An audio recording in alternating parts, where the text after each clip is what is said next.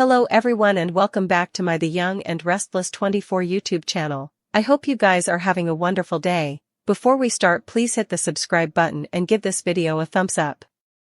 What's really going on with Holden and me? I don't know what you mean, Audra claims as Nate looks down at her in the dining room of the athletic club. Sitting down, he explains he caught the look between them and tasted there was commodity they wanted to keep private. She explains that's all Holden. He's hopeless for a friend and wants it to be her. She's only gratifying him to get information on Damien.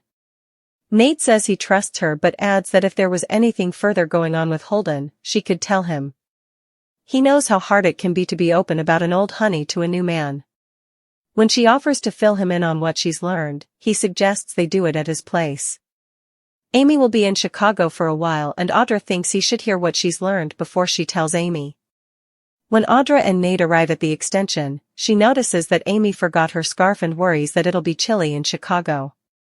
He explains Amy was a bit flustered to be rushed off to Chicago for tests, but there's no time to waste. They just hope his croaker friend can help. Once he pours them drinks, they take a seat and she fills him in on the changing dynamic between Damien and Holden. At first, they were musketeers and also Damien came his master, leaving Holden answering to him and not feeling equal.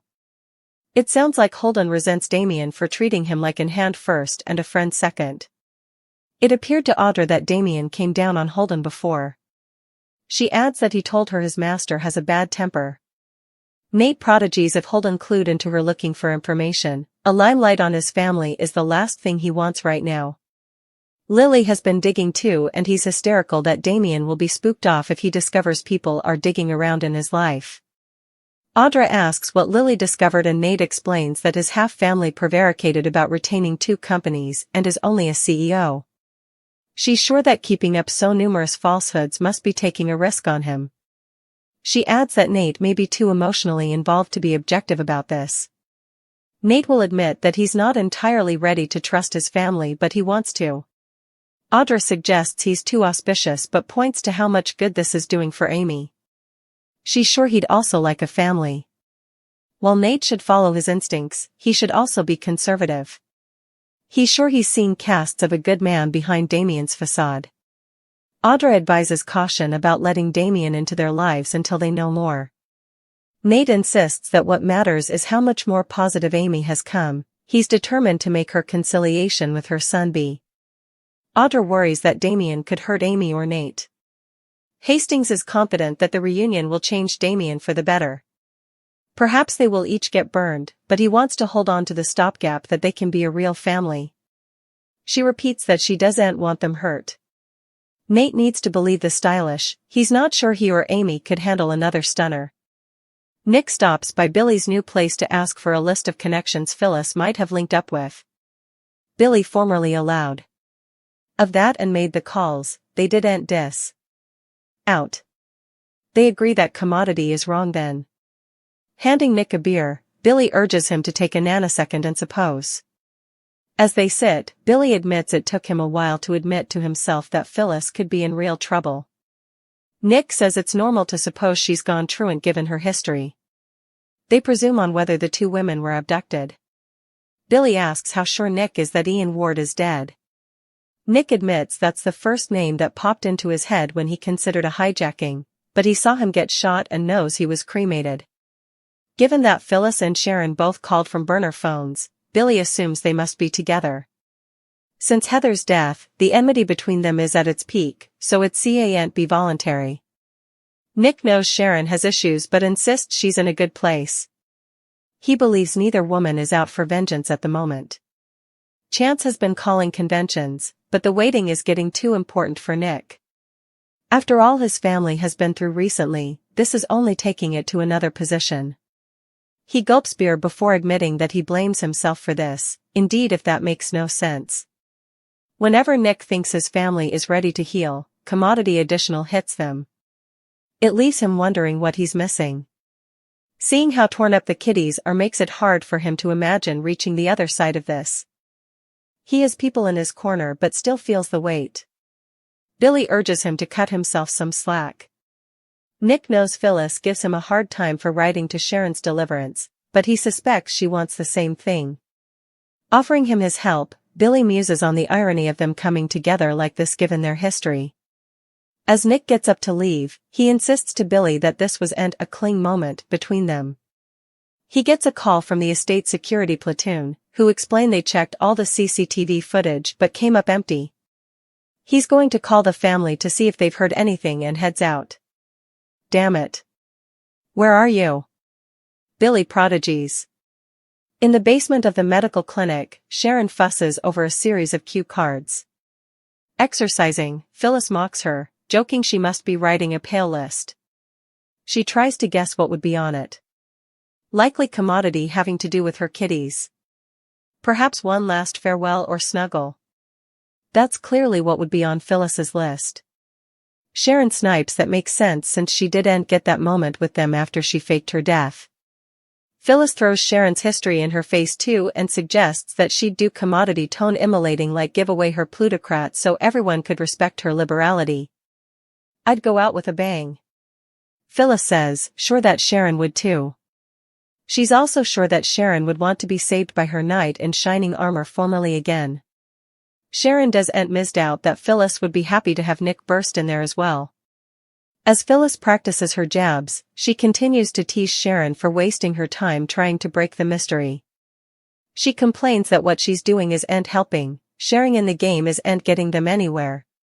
Perhaps the thing isn't for them to survive but only to entertain their prisoner.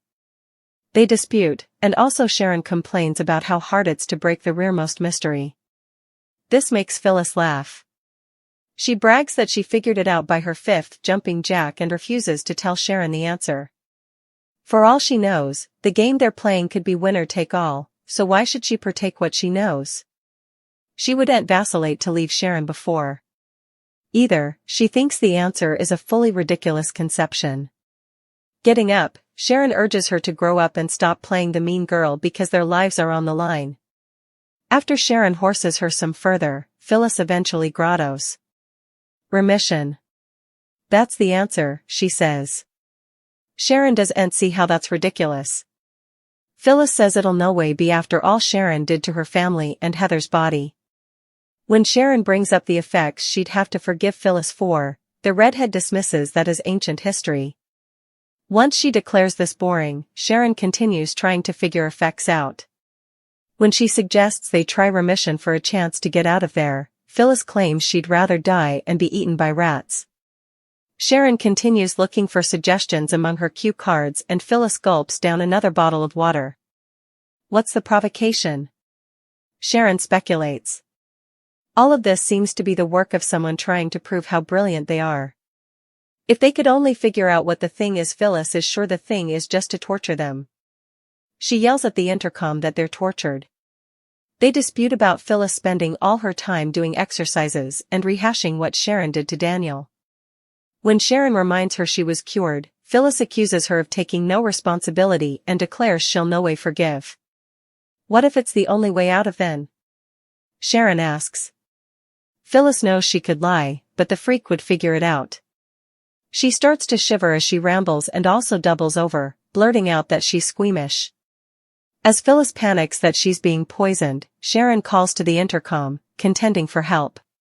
When she yells that Phyllis needs medical attention, the intercom rings. The voice comes on, saying that they more start searching for the cure and writing that they may be making good on their trouble since Phyllis isn't progressing through the game as she was commanded. As Phyllis shudders and groans in pain, Sharon begs for another indication.